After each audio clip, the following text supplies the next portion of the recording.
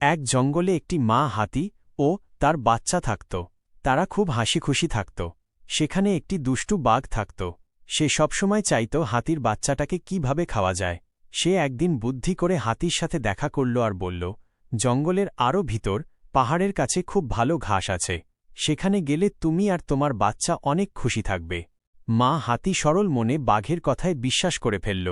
চলো বাঘ ভাই, তাহলে যাই, বলে সে বাচ্চাকে নিয়ে বাঘের দেখানো পথে রওনা হল। আসলে বাঘ তাদের গভীর জঙ্গলে নিয়ে গিয়ে লুকিয়ে আক্রমণ করার পরিকল্পনা করছিল। কিছুদূর যেতেই বাঘ বলল, আমার পায়ে কাঁটা ফুটেছে, তোমরা একটু এগিয়ে যাও, আমি আসছি। মা হাতি আর তার বাচ্চা যখন সামান্য দূরে গেল তখনই বাঘ ঝাঁপ দিতে তৈরি হচ্ছিল। কিন্তু ঠিক সেই মুহূর্তে জঙ্গলের একটি শক্তিশালী ভাল্লুক সেই পথ দিয়ে যাচ্ছিল। বাঘকে শিকারের জন্য প্রস্তুত হতে দেখে ভাল্লুক গর্জন করে উঠল। ভাল্লুককে দেখে বাঘ ভয়ে লেজ গুটিয়ে এক লাফে পালিয়ে গেল। মা হাতি সব দেখে ভাল্লুককে ধন্যবাদ জানাল। সেদিনের পর থেকে মা হাতি আর তার বাচ্চা সতর্ক হয়ে গেল এবং বাঘের কোনো কথা আর বিশ্বাস করেনি।